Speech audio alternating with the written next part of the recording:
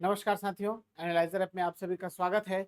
Chhattisgarh current affair की अगली class लेकर मैं आपके सामने उपस्थित हुआ हूं, जिसमें आज हम देखेंगे 24 मार्च 2025 से लेकर 31 मार्च 2025 तक के जितने भी इम्पोर्टेंट करंट अफेयर हैं। ठीक है, एमसीक्यूज के फॉर्म में लाया गया है ताकि आप एग्जाम में अगर ऐसे प्रश्न पूछे जाएं तो सीधे सीधे आंसर कर सके। और ये सेशन डेली शाम को अभी 7 बजे आ रही है। आप बिल्कुल जुड़ सकते हैं और अपना जो है तैयारी जांच सकते हैं कि आप कितने करंट अफेयर पढ़ रहे हैं और कहाँ तक पढ़ रहे हैं। विशेषकर छत्तीसगढ़ के संदर्भ में लाया जाता है, तो बिल्कुल इसको आपको एक बार जरूर देखना चाहिए। पसंद आएगा तो लाइक कीजिएगा और मेरे साथ साथ सभी अपना आंसर कमेंट करते जाइएगा। चलिए शुरू करते हैं आज का हमारा पहला प्रश्न। प्रधानमंत्री ग्रामीण सड़क योजना 4 के अंतर्गत सड़कों के निर्माण हेतु छत्तीसगढ़ में जनसंख्या आधारित बस्तियों का वर्गीकरण किस प्रकार से किया गया है। ऑप्शन ए सामान्य क्षेत्र में 100 प्लस आबादी, अनुसूचित क्षेत्र में 500 प्लस आबादी। ऑप्शन बी सामान्य क्षेत्र में 250 आबादी, नक्सल क्षेत्र में 500 प्लस आबादी। सी सामान्य क्षेत्र में 500 प्लस आबादी, अनुसूचित क्षेत्र में 250 प्लस आबादी और इसके अलावा नक्सल क्षेत्र में 100 प्लस आबादी। डी है सभी क्षेत्रों में समान रूप से 500 प्लस आबादी। अभी प्रधानमंत्री ग्राम सड़क योजना का वर्जन 4 आया है, ठीक है, और इसमें कुछ अपडेट किए गए हैं और वह अपडेट जो है बहुत इंपॉर्टेंट है। प्रधानमंत्री ग्राम सड़क योजना की शुरुआत 25 दिसंबर सन 2000 को की गई थी। ठीक है, तो स्टार्टिंग से ही है। 25 दिसंबर को एक और दिवस मनाया जाता है, सभी को पता होगा, सुशासन दिवस के रूप में। ठीक है, अटल बिहारी वाजपेयी जी के जन्म दिवस के अवसर पर। चलिए इसका आंसर फटाफट कमेंट कर दीजिए। मैं आपको बता देता हूं, सही आंसर यहाँ पर ऑप्शन नंबर सी होगा, जिसमें सामान्य क्षेत्रों के लिए 500 प्लस आबादी, अनुसूचित क्षेत्रों के लिए 250 और नक्सल क्षेत्रों में 100 प्लस आबादी के लिए जो है सड़क निर्माण की योजना है। सामान्य क्षेत्रों में इस वर्जन 4 के अंतर्गत 500 या अधिक उन्हें 12 मासी डामर सड़क से जोड़ने की योजना है। अनुसूचित क्षेत्रों में या आकांक्षी ब्लॉक में 250 या उससे अधिक जनसंख्या वाले को चिन्हांकित किया गया है।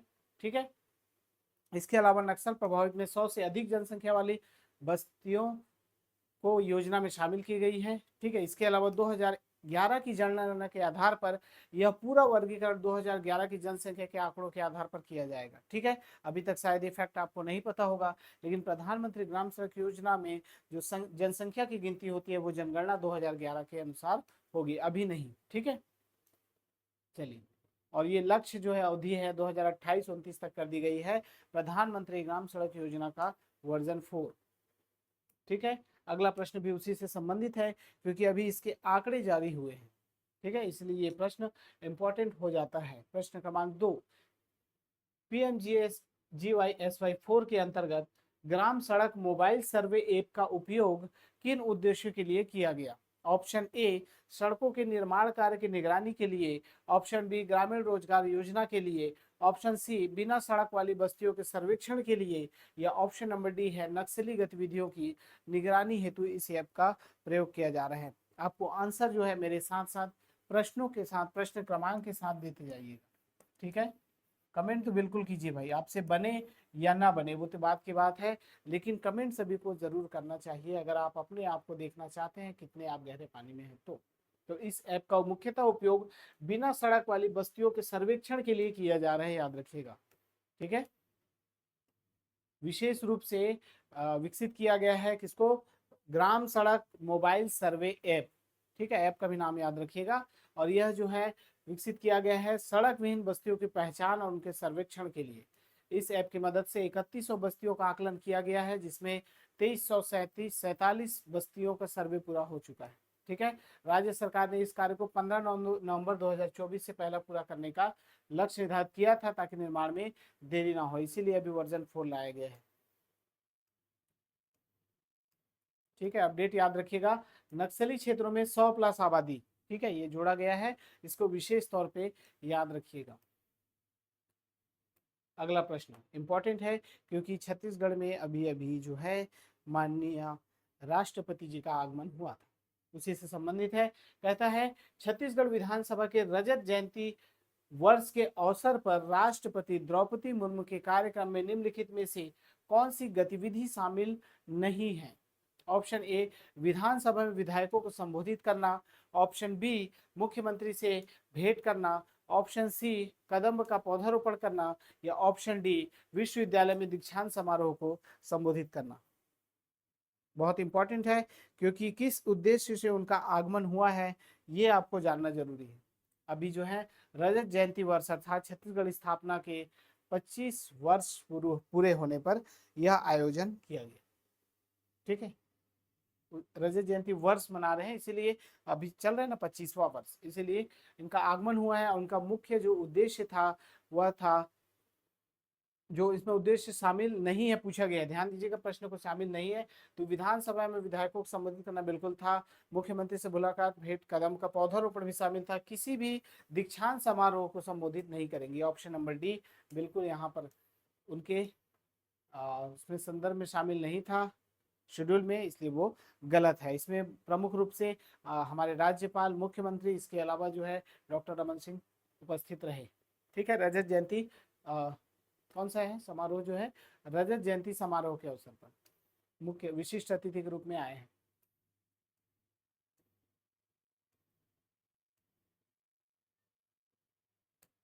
अगला प्रश्न इंपॉर्टेंट है ये भी, क्योंकि अभी अभी हाल ही ये बहुत चर्चा में था, और इस प्रश्न को देखने से समझ में आ जाएगा। स्वदेश दर्शन योजना के अंतर्गत छत्तीसगढ़ में किस परिपथ के विकास हेतु परियोजना स्वीकृत की गई है, और किन मुख्य प्रमुख स्थलों को इनमें शामिल किया गया है। ऑप्शन ए राम वन गमन परिपथ सीतामढ़ी दंतेवाड़ा कोरबा, ऑप्शन बी बौद्ध परिपथ सिरपुर रायगढ़ बसना, ऑप्शन सी जनजातीय परिपथ कुनकुरी गंगरेल चित्रकूट या तीर्थगढ़, ऑप्शन डी धार्मिक परिपथ डोंगरगढ़ चंदखुरी और सूर्यनारायण। स्वदेश दर्शन योजना के अंतर्गत अभी किसे शामिल किया गया था, ये सभी को पता होना चाहिए, अगर नहीं पता है तो नोट डाउन कर लीजिए। इसमें जो है जनजातीय परिपथ को शामिल किया गया है, जिसमें जसपुर कुनकुरी गंगरेल चित्रकूट और तीरथगढ़, तीर्थगढ़ या तीरथगढ़ शामिल है। ऑप्शन नंबर सी बिल्कुल सही है। डिस्क्रिप्शन देख लेते हैं, पॉइंट वाइज देख लेते हैं। स्वदेश दर्शन योजना भारत सरकार की प्रमुख पर्यटन विकास योजना, जिसकी शुरुआत कब हुई थी, वर्ष 2014-15 में की गई थी।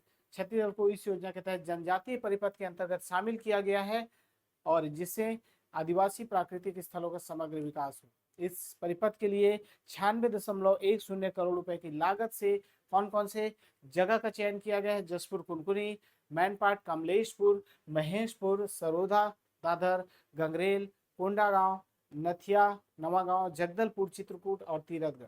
ठीक है, इतने सारे हैं, आप बिल्कुल इसको नोट डाउन करके रखिए, एग्जाम में पूछा जा सकता है कि स्वदेश दर्शन योजना के अंतर्गत छत्तीसगढ़ के कौन से स्थल शामिल हैं या कौन से स्थल इनमें से शामिल नहीं है, तो ये आपका काम देगा एग्जाम में, इसलिए इसको नोट डाउन करके रखिए। और मैंने सभी को बोला है कि बिल्कुल कॉपी पेन लेके बैठिए, एक एक पॉइंट नोट कर लीजिए करंट अफेयर, और इस वीडियो को ज्यादा से ज्यादा लोगों में शेयर भी कीजिए। ठीक है, चलिए पांचवा प्रश्न देखते हैं। निम्नलिखित में से कौन से दो नए परियोजनाएं रायपुर में स्थापित की जाएंगी, जिनकी घोषणा केंद्रीय पर्यटन मंत्रालय ने की है। ऑप्शन ए अंतर्राष्ट्रीय हवाई अड्डा और textile hub, option B biodiversity park और स्मार्ट ग्राम संग्रहालय, ऑप्शन सी फिल्म सिटी और जनजातीय सांस्कृतिक केंद्र, या ऑप्शन डी विज्ञान संग्रहालय और मल्टी स्पोर्ट्स स्टेडियम। ठीक है, दो नई परियोजनाएं की घोषणा की गई है केंद्रीय पर्यटन मंत्रालय द्वारा, जो कि छत्तीसगढ़ से संबंधित है और छत्तीसगढ़ में उनकी स्थापना की जाएगी। तो कमेंट करके बिल्कुल इसका आंसर दीजिए, क्या होगा इसका सही आंसर, सभी को बताना है। यहाँ पर मैं आपको बता दूं कि फिल्म सिटी और जनजातीय सांस्कृतिक संग्रहालय या सांस्कृतिक केंद्र की स्थापना की घोषणा की गई है केंद्रीय पर्यटन मंत्रालय द्वारा। ऑप्शन नंबर सी बिल्कुल सही है। दो नई रायपुर में है, ठीक है, रायपुर में दो नई परियोजनाएं, फिल्म सिटी और जनजातीय संस्कृति केंद्र। चित्रोत्पला फिल्म सिटी, जिसकी लागत जो है 95.79 करोड़ रुपए है, राज्य के फिल्म निर्माण और पर्यटन को बढ़ावा देगी। पूछा जा सकता है एग्जाम में कि रायपुर में स्थापित फिल्म सिटी का क्या नाम है, तो चित्रोत्पला फिल्म सिटी। ठीक है, इसके अलावा सांस्कृतिक केंद्र के लिए 51.87 करोड़ रुपए, छत्तीसगढ़ की आदिवासी सांस्कृतिक परंपराओं को विरासत को संरक्षित करने के लिए, और संसद में इसकी जानकारी दी गई है। यह पल छत्तीसगढ़ अंतर्राष्ट्रीय पर्यटन नक्शे पर स्थापित करेगी। अगला प्रश्न बहुत अच्छा है, क्योंकि यह सबमिट अभी अभी हुआ है और ये बहुत चर्चा में था। ठीक है, देखते हैं इस प्रश्न का आंसर कितने लोगों का सही आता है और कितने इस डीप तक पढ़ रहे हैं छत्तीसगढ़ को। चलिए,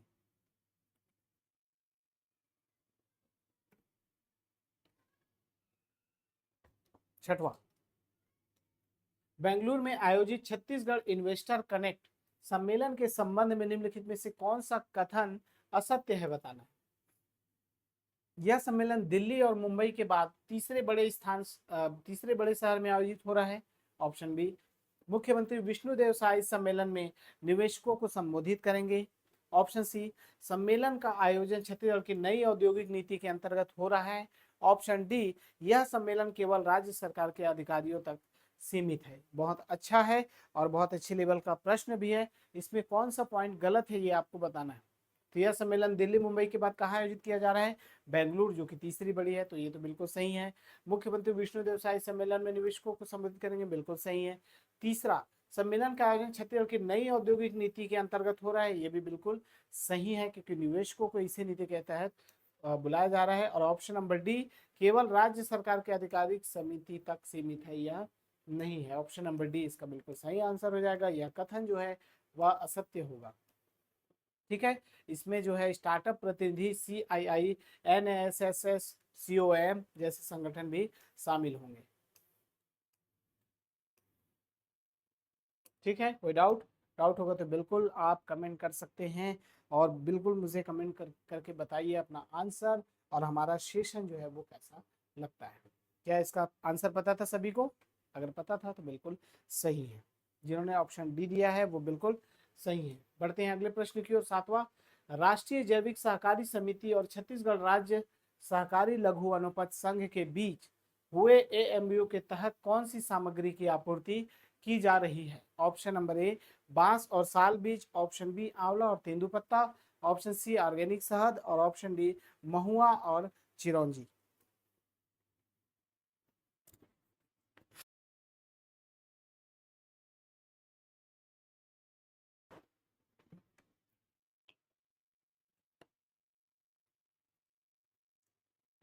अभी जो हाल ही में ये OMU हुआ है, और इसमें जो है इसके तहत ऑर्गेनिक शहद जो है उसकी आपूर्ति की जा रही है। ऑप्शन नंबर सी बिल्कुल सही है।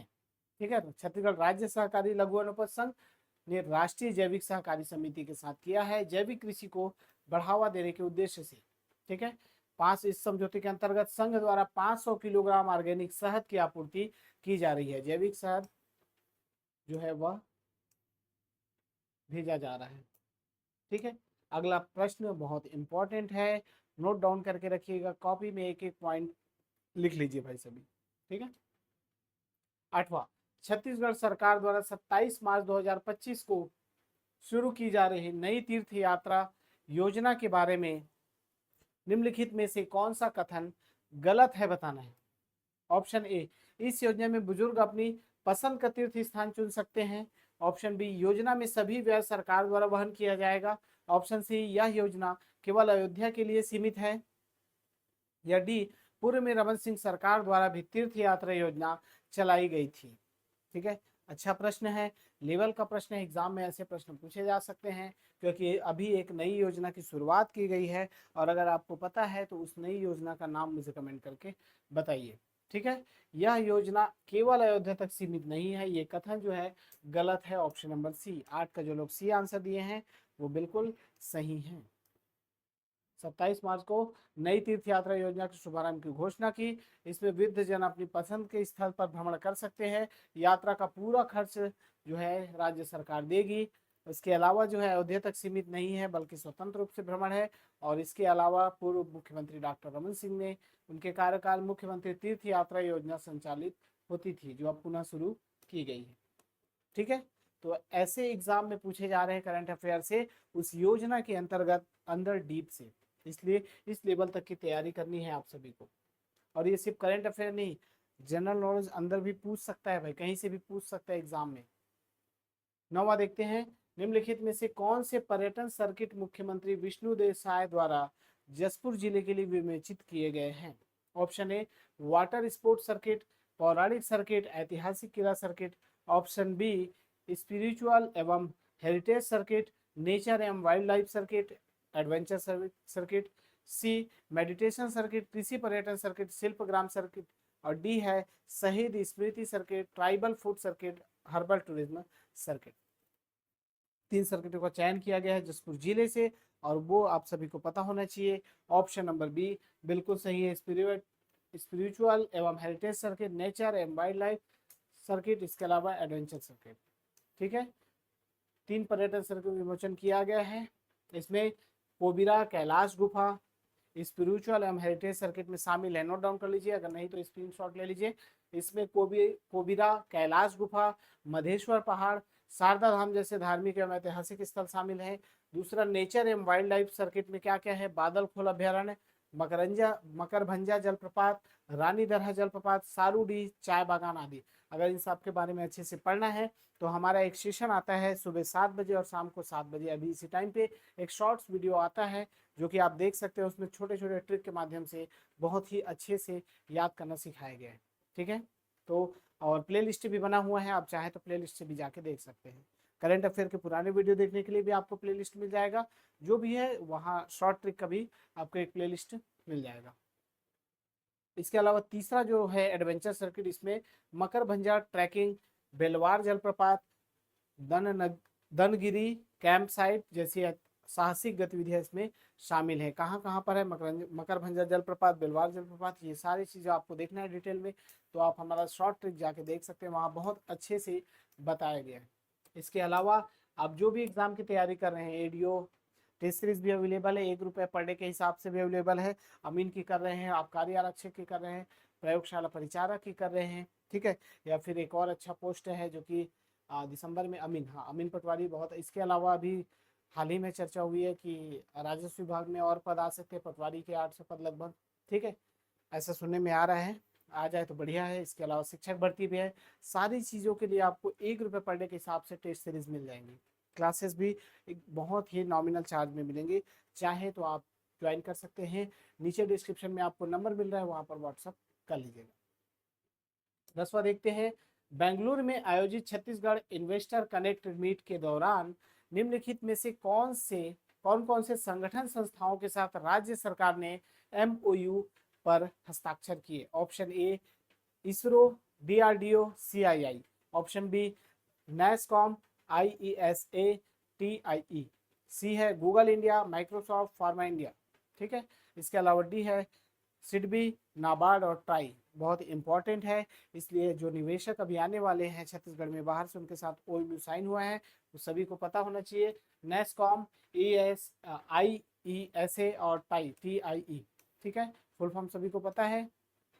छत्तीसगढ़ इन्वेस्टर कनेक्ट मीट हुआ था, इसमें जो है नेस्कॉम IT सेक्टर और इनोवेशन के क्षेत्र में अग्रणी संस्था है, IESA India electronics and semiconductors association electronic और सेमीकंडक्टर सेक्टर का प्रतिनिधित्व करती है, और TIE the Indus entrepreneurs startup और नए उद्यमी सहयोग देने के लिए, ठीक है।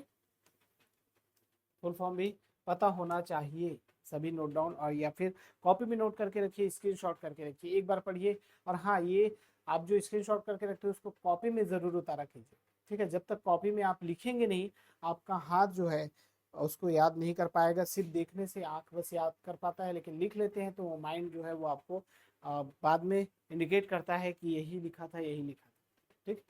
11वां, प्राकृतिक परीक्षण अभियान के प्रथम चरण में किस उपलब्धि के लिए छत्तीसगढ़ को राष्ट्रीय स्तर पर तीसरा स्थान प्राप्त हुआ। ऑप्शन ए सबसे अधिक योग प्रशिक्षकों की नियुक्ति के लिए, ऑप्शन बी सबसे अधिक स्ट्राइक रेट लक्ष्य प्राप्ति के लिए, ऑप्शन सी आयुर्वेदिक औषधियों के सर्वाधिक उत्पादन के लिए, या ऑप्शन डी प्राकृतिक चिकित्सा में सर्वाधिक नवाचार के लिए। प्रकृति परीक्षण में हमारे छत्तीसगढ़ राज्य को तीसरा स्थान प्राप्त हुआ है, और यह तीसरा स्थान किस क्षेत्र के लिए क्यों दिया गया है ये आप सभी को पता होना चाहिए। वह सबसे अधिक स्ट्राइक रेट लक्ष्य प्राप्ति के लिए, ठीक है, जिसमें जो शुद्ध वायु, प्रकृति, नेचर जो कैसा है, वो सारी चीजों का परीक्षण किया गया और छत्तीसगढ़ को तीसरा स्थान प्राप्त हुआ है, ठीक है। कहाँ पर हुआ यह अभियान का प्रथम चरण समापन का आयोजन मुंबई के जहांगीर भाभा थिएटर में। राज्य समन्वयक डॉक्टर संजय शुक्ला ने यह सम्मान ग्रहण किया, ठीक है। और मुख्यमंत्री विष्णुदेव साय एवं स्वास्थ्य मंत्री श्याम बिहारी जायसवाल ने इस उपलब्धि पर टीम को बधाई दी। सम्मान जो ग्रहण किया है वो है राज्य समन्वयक डॉक्टर संजय शुक्ला। बढ़ते हैं 12वें प्रश्न की ओर। बोर तो नहीं हो जाते हैं जी? ऐसा तो नहीं लगता है कि सर ये सब क्या पूछेगा एग्जाम में? कमेंट करके बताइए। लेकिन देखिए ऐसे ही एग्जाम में पूछे जाते हैं छत्तीसगढ़ में, विशेषता ऐसे ही क्वेश्चन आने वाले हैं आपके एग्जाम में। अगर आप नए तैयारी करने वाले हैं तो बिल्कुल लग जाइए, ठीक है। करंट अफेयर का एक भी सेशन मत छोड़िए। अभी करंट अफेयर जो है कंटिन्यू आ रहे हैं क्योंकि जनवरी से स्टार्ट है। इसके बाद आपको वीकली देखने को मिलेगा या 3-3 दिन में देखने को मिलेगा, ठीक है। 12वां, प्रधानमंत्री नरेंद्र मोदी के 30 मार्च 2025 को छत्तीसगढ़ दौरे के संदर्भ में निम्नलिखित में से कौन सा कथन सही नहीं है? ऑप्शन ए, यह सभा बिलासपुर जिले के मोहभट्टा गांव में आयोजित की जाएगी। ऑप्शन बी, यह प्रधानमंत्री मोदी का छत्तीसगढ़ में अब तक का सबसे बड़ा दौरा माना जा रहा है। ऑप्शन सी, इस दौरे में 3300 करोड़ की योजनाओं का उद्घाटन किया जा रहा है जाएगा। या ऑप्शन सी डी, सभा के आयोजन के लिए 55 एकड़ क्षेत्रफल में तैयारी की जा रही है। बहुत अच्छा प्रश्न है क्योंकि मोदी जी का आगमन हो रहा है, छत्तीसगढ़ में हुआ था, अभी तो आज की डेट पे देखें तो हो गया है, ठीक है। और ये सभी को पता होना चाहिए कहाँ आयोजित किया गया। यहाँ पर कौन सा कथन सही नहीं है अगर बोला जाए तो मोहभट्टा में आयोजित हुआ था, अब तक का सबसे बड़ा माना जा रहा है, 55 एकड़ में हुआ था। और ये 3300 करोड़ योजना का नहीं है, 33,700 करोड़ रुपए, ठीक है। 33,700 करोड़ रुपए है, सिर्फ 3300 नहीं है। ये चीज याद रखिएगा एग्जाम में। ऐसे ही थोड़ा सा एक अंतर है, या तो 3300 का 33,000 करोड़ दे देता तो भी आप भटक सकते थे, ठीक है। लेकिन टोटल अभी जो ऑथेंटिक अगर देखें तो 33,700 करोड़ रुपए, ठीक है। तो उस समय जो चर्चा में था 33,000 करोड़ था, लेकिन जब आए तो टोटल जो है 33,700 करोड़ रुपए के विकास कार्यों की सौगात दी है, ठीक है। बढ़ते हैं अगले प्रश्न की ओर। समझ में आ रहा है सभी को? ध्यान से और अच्छे से पढ़िए और अपना आंसर जो कमेंट कर रहे हैं सभी बिल्कुल बिल्कुल कमेंट करते जाइए प्रश्न के साथ।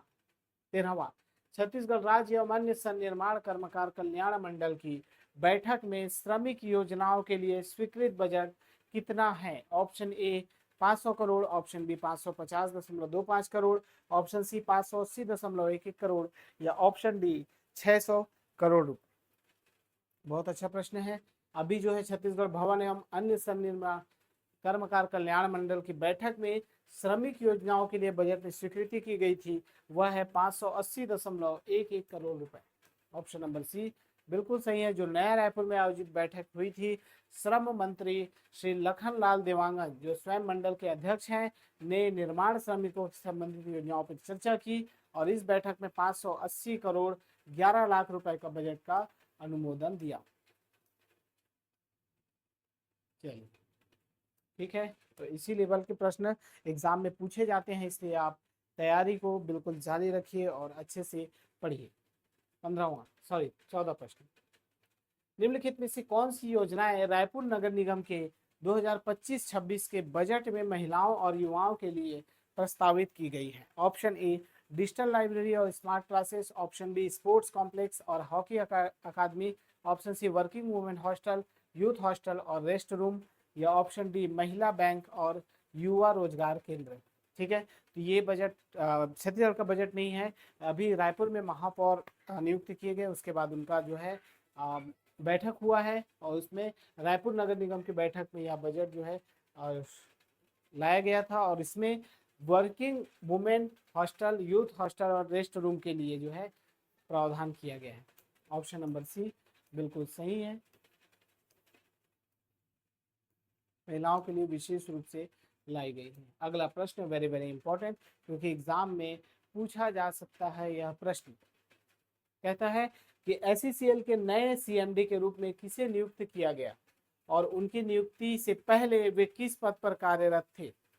Option A Harish Duhan CCL निर्देशक तकनीकी संचालन के रूप में, option B R N Mishra CCL निर्देशक विपणन, option C Harish Duhan Coal India chairman, या option D A K Jha NCL महाप्रबंधक सुरक्षा, ठीक है। ये ऑप्शन संभवतः ठीक है, ऑप्शन नंबर ए बिल्कुल सही है, हरीश दुहन। इससे पहले वो सीसीएल निदेशक तकनीकी संचालक के रूप में कार्यरत थे। ऑप्शन नंबर ए, देखिए सी और ए में कंफ्यूजन था। ठीक है, हरीश दुहन हाल ही में सीसीएल के चेयरमैन बनाए गए हैं और इससे पहले वो जो थे सीसीएल में निदेशक तकनीकी संचालन के पद पर कार्यरत थे।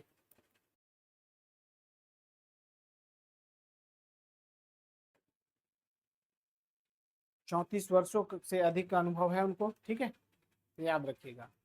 बढ़ते हैं अगले प्रश्न की ओर। 16वां प्रश्न क्या कहता है, देखते हैं। 16वां प्रश्न कहता है कि निम्नलिखित में से कौन सी परियोजनाएं प्रधानमंत्री नरेंद्र मोदी द्वारा बिलासपुर दौरे के दौरान प्रारंभ की गई या जिनकी आधारशिला रखी गई थी। ऑप्शन ए अटल सेतु निर्माण, रतनपुर कोरबा एक्सप्रेसवे, बायोगैस परियोजना। Option B Raipur Abhanpur MEMU सेवा, बिलासपुर चौथी लाइन NH-130D का उन्नयन। ऑप्शन सी बलौदा बाजार जल प्रदाय योजना, दंतेवाड़ा विद्युत station, Korba coal transport. Option D Jagdalpur Raigarh express, Raipur Bilaspur metro, सौर ऊर्जा पथ। अभी जब मोदी जी का आगमन हुआ तो कौन कौन से योजनाओं को नींव रखी गई, कौन कौन सी योजनाएं शुरू की गई, ये आपको बताना है। ठीक है, तो यह जो थी उसको नोट डाउन कर लीजिए। रायपुर अभनपुर मेमू बस सेवा शुरू की गई थी, बिलासपुर चौथी लाइन, इसके अलावा NH-130D का उन्नयन किया गया। आप मुझे कमेंट करके बताइए NH-130D कहां से कहां तक है। ठीक है, कमेंट कीजिए सभी। चौथी रेल लाइन की शुरुआत। ठीक है, रेल क्षेत्र में 108 किलोमीटर लंबाई की कुल 7 परियोजनाओं की आधारशिला रखी गई है। NH-130D नोट डाउन कर लीजिए, अगर याद नहीं होगा तो कोंडागांव नारायणपुर खंड को 2 लेन में अपग्रेड करने की आधारशिला रखी गई है। यह परियोजना 1270 करोड़ रुपए से अधिक की है और इसका उद्देश्य आदिवासी तथा औद्योगिक क्षेत्रों की पहुंच में सुधार करना है।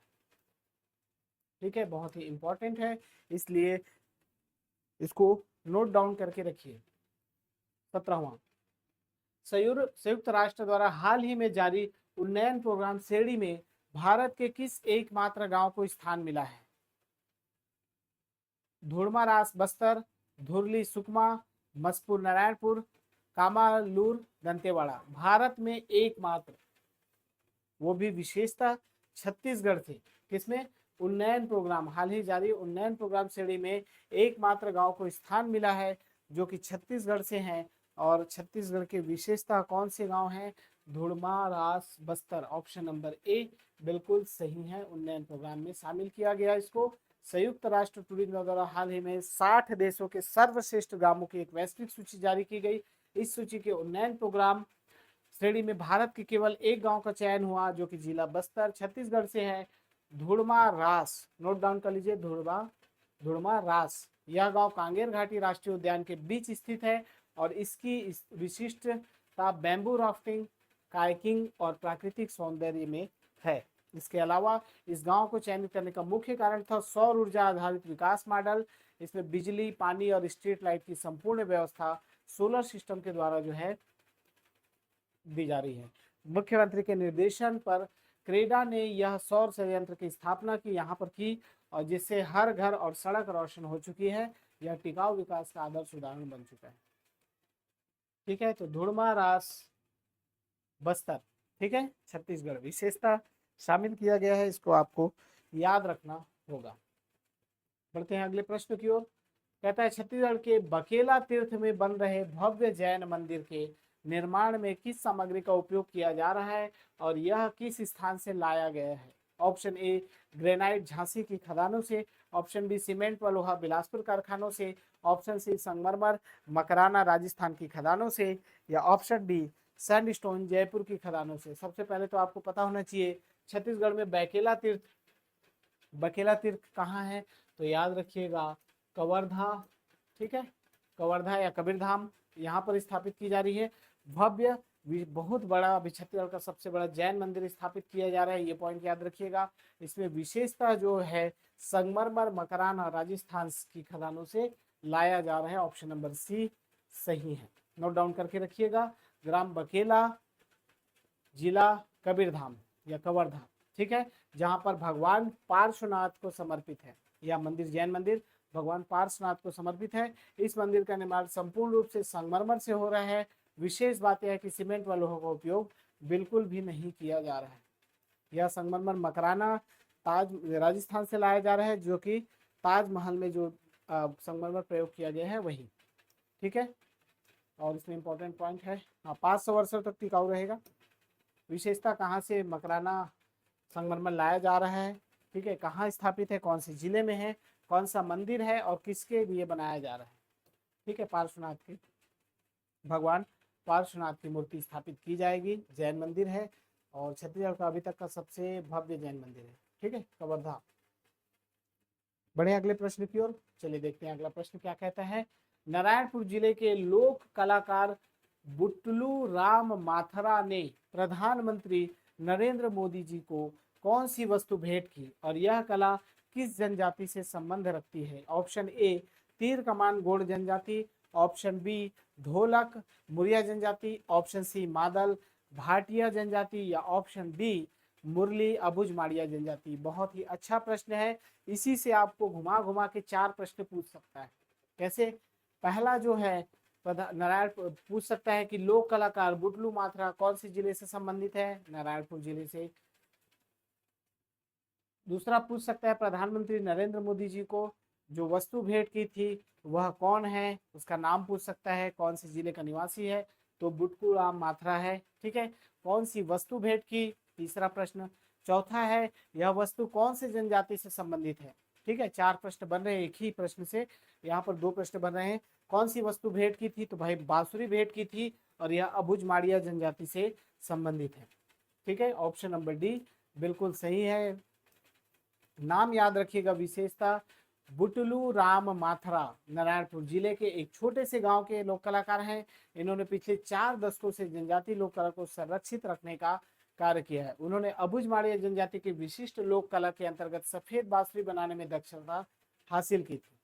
ठीक है, और उनकी बनाई बांसुरी की मधुर धुन ने न केवल स्थानीय कार्यक्रमों को सजाया बल्कि प्रधानमंत्री मोदी जी के ध्यान में आई और मुख्यमंत्री विष्णुदेव साय ने जब बिलासपुर दौरे पर थे तब उन्होंने प्रधानमंत्री को बुटलू राम की यह बांसुरी भेंट की थी, जिससे कलाकार का गौरव बढ़ गया। यह घटना छत्तीसगढ़ की जनजातीय सांस्कृतिक विरासत को राष्ट्रीय मंच पर प्रस्तुत करने का एक महत्वपूर्ण उदाहरण पेश करती है।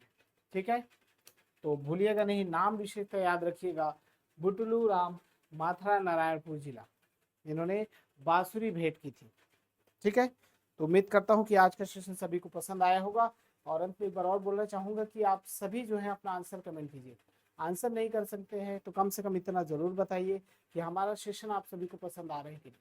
ठीक है, लाइक जरूर कीजिएगा और दोस्तों में भी शेयर कीजिए। डेली आपको मिलेंगे यहाँ पर डेट वाइज करंट अफेयर। मिलते हैं अगले वीडियो में, तब तक के लिए नमस्कार, जय हिंद।